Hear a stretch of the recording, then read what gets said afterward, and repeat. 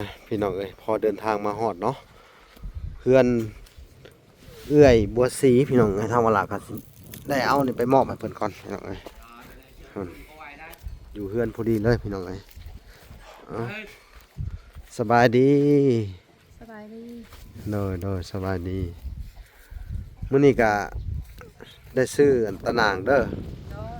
ตามที่เฮาเว้ากันไว้เนาะแต่เพิ่นว่า50เมตรนี่เฮาบ่ฮู้ว่ามันจักเมตรกันแท้พ่อบ่ซำนี่เดี๋ยวขออนุญาตวางลงก่อนพี่น้องกับเพิ่นก็ขังผาแถบเนาะมันนึ่งข้าวอยู่นี้บัดนี้เนาะ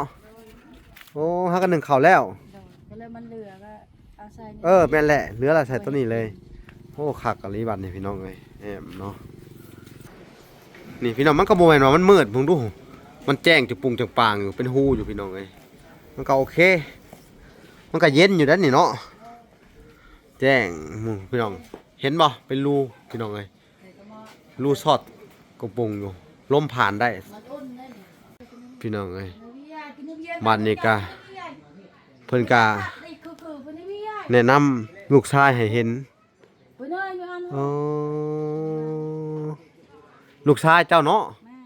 ยังบ่มีใครเห็นจักเทื่อได้นี่มาแต่ละเทื่อก็ยังบ่เห็นเนาะมันไปหารับจ้างนะเพิ่นบ่มีเงินไปหารับจ้างแม่โอ้จ้างพอซื้อนั่นซื้อนี่ลูกเสือซื้อซองไปนำเอ้ยเนาะสบายดีลูกชายเนาะพี่น้องเอ้ยลูกชายเพิ่นมาเลยผู้นี้ว่าอยากบวชฮะผู้นี้นะ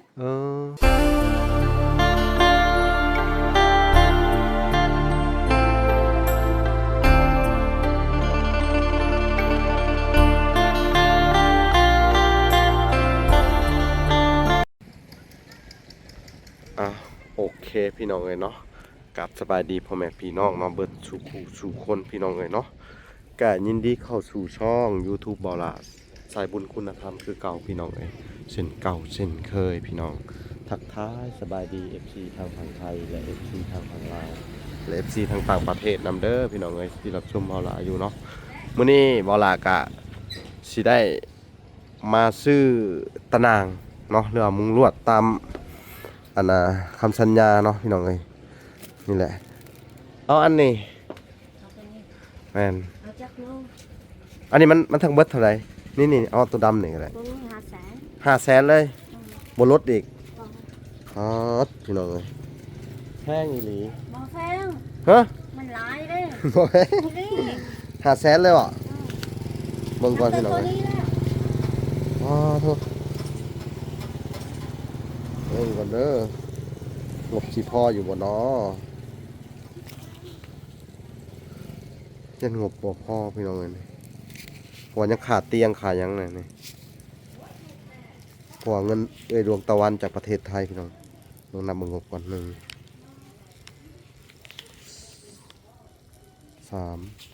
4 500,000พอดีเลยเพื่อจะได้มวลดำ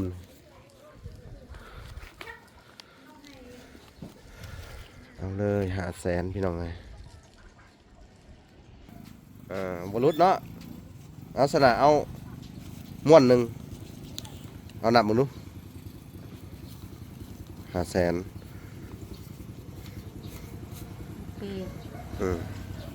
ผู้ที่ทางที่เรือพี่น้องเลยเขาว่าเราก็ได้สั่งเตียงไว้เนาะเหลือเงินอยู่1,000 บาทสั่งเตียงไว้เอาไว้ให้นี่พี่น้องเลยไว้บัวสีพี่น้องเลยไปก่อนพี่น้องเลยไปพบพ่อกันอยู่บ้านบัวสีเลยพี่น้องเลยโอเคพี่น้องเลยพอเดินทางมาฮอดเนาะเพื่อนเอื้อยบัวสีพี่น้องทางเวลาก็ได้เอานี่ไปมอบให้เพิ่นก่อนพี่น้องเลยอยู่เพื่อนพอดีเลยพี่น้องเลยสบายดีโดยสบายดีมื้อนี้ก็ได้ซื้อตะนางเด้อตามที่เฮาเว้ากันไว้เนาะแต่เพิ่นว่า50เมตรนี่เฮาบ่ฮู้ว่ามันจักเมตรกันแท้พ่อบ่ซำนี่เดี๋ยวขออนุญาตวางลงก่อนพี่น้องเอ้ยกล้าว่าพ่ออยู่บ่ใส่เบิ่งก่อนอันนี้มัน50เมตรได้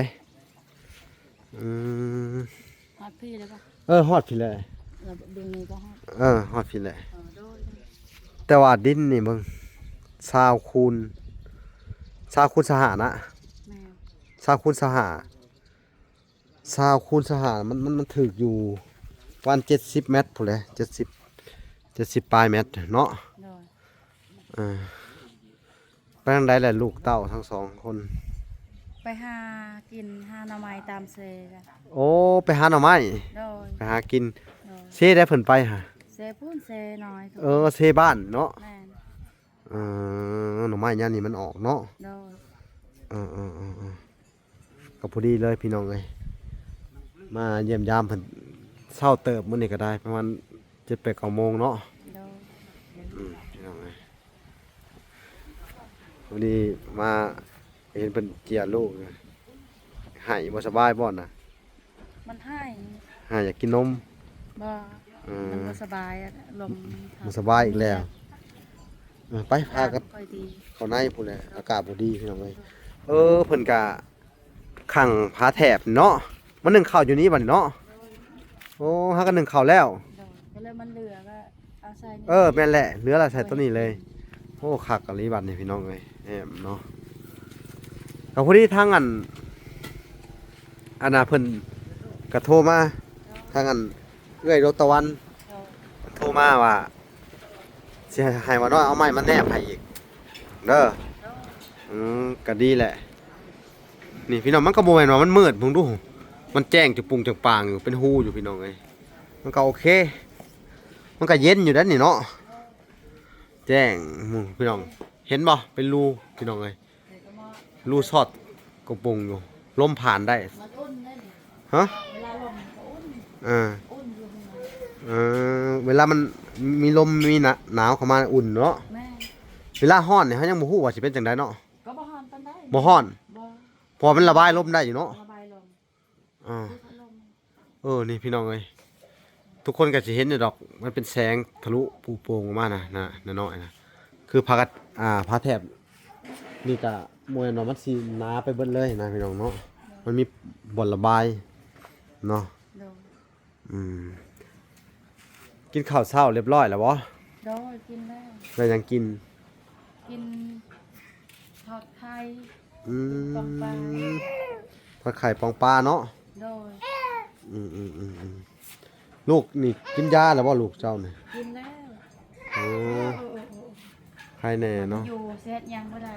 น้องลูกก็ไปหมด เออ โอ้โห โดยลูกก็ไปเบิดเลย โดยมีใครเอา เนาะมื้อนี้ก็ได้มามอบอันตะนางให้พี่น้องเอ้ยมามอบตะนางให้เพิ่นเนาะ มีก็เอาน้ำพวก ตะนางก็ของทางเอื้อย เออ อันน่ะพี่น้องเอ้ยดวงตะวัน โดย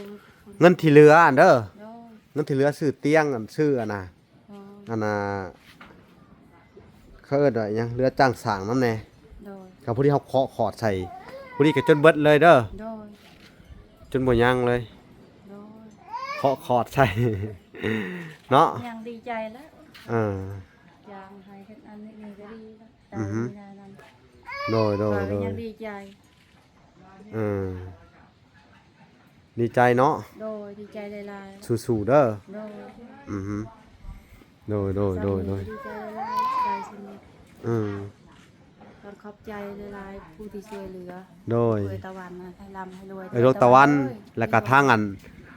ดวงตะวันแล้วก็ทางลิซ่า เอลิซ่า เนาะ อายุ แล้วก็ แห่งเด้อ ทางอันแม่ตู้ก็ซื้อข้าวของแล้วก็ทางอันแม่ตู้นงน้ำแน่แล้วก็แม่ทนแก้วน้ำแน่พี่น้องเอ้ย เขาร่ำรวยทุกคน โดย แห่งสุขภาพแข็งแรง ที่ช่วยครอบครัวเจ้าเด้อ ให้ดีๆแห่งซะ อืม ให้ร่ำให้รวยตลอดมันมีซะ โดย คลิปหน้าก็สิอันนั้นเด้อ โดย มารอบหน้า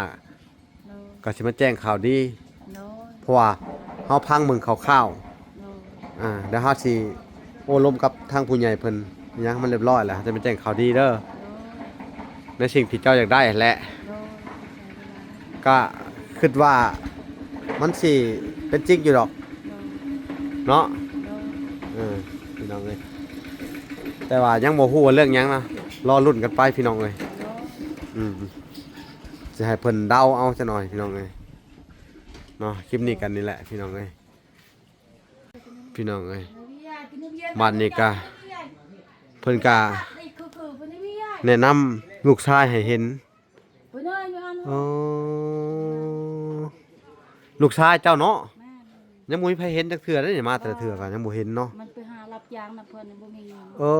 นไปหารับจ้างแม่โอ้ อยากว่าซื้อนั่นซื้อนี่ลูกเสือซื้อซองไปนำเอ้ยน้องสบายดีลูกชายเนาะพี่น้องเอ้ยลูกชายเพิ่นมาเลยผู้นี้ว่าอยากบวชฮะ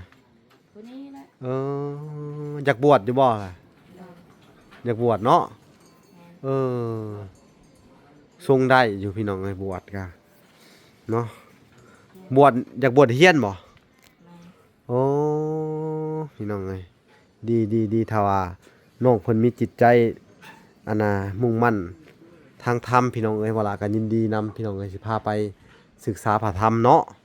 อยู่นวัดนวาเพื่อบำรุงพุทธศาสนาต่อไปพี่น้องเอ้ยเนาะมาแต่หาตัดไม้ติ้วบ่คือมือดำไปรับจ้างเขามื้อหนึ่งเพิ่นให้เท่าไหร่มาแต่ละเทื่อก็บ่เห็นเนาะ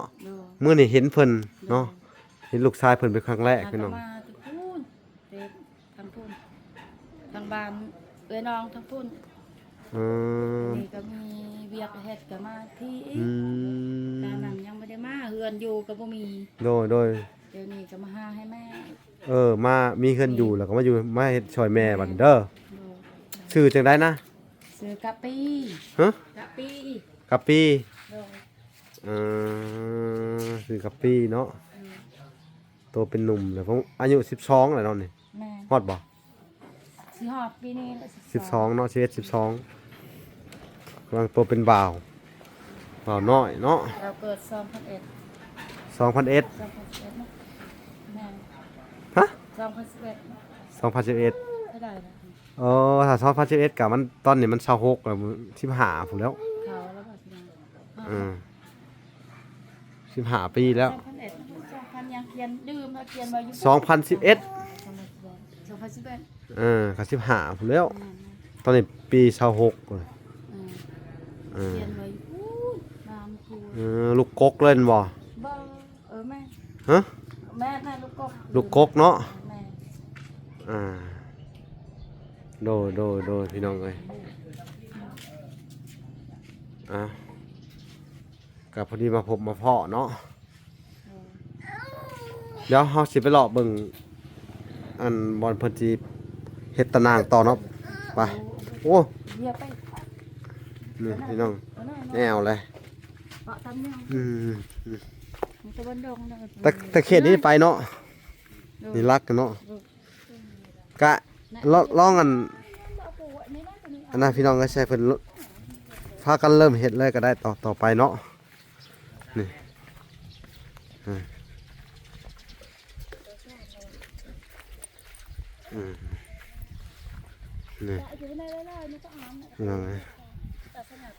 นี่แหละ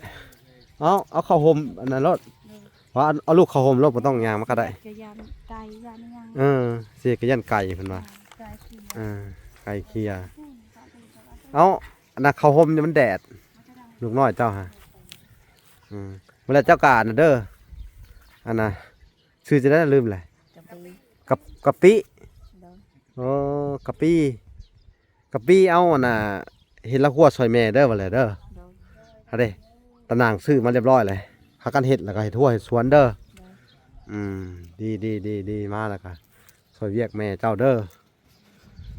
นี่แหละพี่น้องเลยลูกชายเพิ่นแต่ว่าบอนนี้พี่น้องเอ้ยดินดำเนาะดินแบบว่าดินเศษเขาเอิ้นว่าขี้แกบพี่น้องเอ้ยเป็นผุ่นดีได้นี่พี่น้องเนาะนี่มันแจบลงไปเนาะห่างห้อนขึ้นมาอยู่พี่น้องเอ้ยห้อนวุ่นๆขึ้นมานี่ เพิ่นก็สิมาอ้อมอันนี้แหละพี่น้องให้เพิ่นปลูกพังเนาะ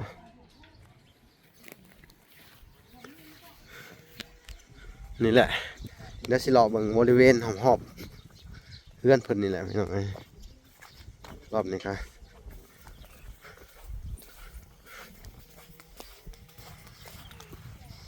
นี่เขตแดนเพิ่นมาแบบนี้พังไปแบบนี้ข้างนี้ก็ยังโอเคอยู่เลยพี่น้องนี่ข้างนี้ข้างนี้หน้าบ้านติดถนนเลยพี่น้อง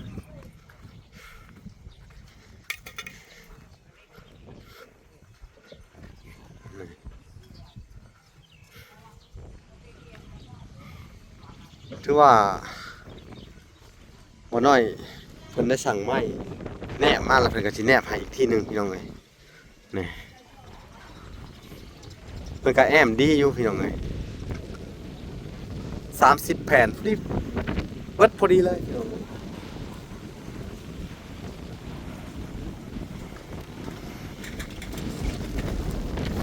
วันนี้ดักไฟอยู่นี่เอานำมาแอมไว้โอเคอยู่ตัดยังไงลมแห้งอะไรร้องมันบอกว่าหนาหนาวหรือหนาอย่างเดียวเลยตอนนี้จนจะปิ้วเอาโอเคเดี๋ยวเอาลูกมาตักลมมันน่ะนะขี้พุ่นขี้ยังเขาไปไล่พูนแหละเจ้าน่ะเท่าหลักอะชิบุได้รบกวนเพิ่นก่อนพี่น้องมันลมแห้งอะไรนี่แหละโทรเดือน4พี่น้องไงแต่ว่ามีลมเนี่ยขึ้นน้ำหนาวหน่อยเนาะโอเคพี่น้องเอ้ยก็สิให้เพิ่นขอบคุณทางอันดวงตะวันแหละก็จังสิได้ขอตัวลำลาเนาะพี่น้องเนาะขอบคุณนะพี่ดวงตะวันเด้อ โดย ทำให้ลูกคุณขอบใจพี่ดวงตะวันเด้อให้ร่ำให้รวยเด้อที่ช่วยเหลือให้อยู่ดีมีแหง โดย คอยก็ดีใจแล้วได้ซ้ำนี้พี่ดวงตะวันเด้อให้มันให้ยืนให้เงินคนยืน โดย ให้ถึกรางวัลที่1ถึกแหลกซะ สาธุเด้อดวงตะวันสาธุเนาะเอ้าลูกก็งอแงแหละเนาะเอาทางเวลาก็สิบ่รบกวนเพิ่นพี่น้องเอ้ยเนาะอยากให้น้องแองเพิ่นพักผ่อนแล้วก็ทางเวลาก็สิได้ขอตัวลำลาก่อนมื้อจะสิเข้ามาติดตามใหม่เด้อจะมาแจ้งข่าวดีเด้อพังเบิ่งข่าวๆก่อนเวลาสิไปสอบถามรายละเอียดผู้ใหญ่เพิ่นก่อนเนาะพอเพิ่นให้ดำเนินการแล้วเขาก็จะสิมาแจ้งข่าวดีเด้อเอาโอเคพี่น้องเอ้ยเนาะคลิปนี้ก็สิได้ขอตัวลำลาไปก่อนเนาะฝากไปติดตามคลิปตอนต่อไปพี่น้องเอ้ยเนาะพบพอกันใหม่คลิปหน้าคลิปนี้ขอกล่าวคำว่าสบายดีเด้อพี่น้องเอ้ยและสวัสดีพี่น้องเอ้ยโอเคบ๊ายบาย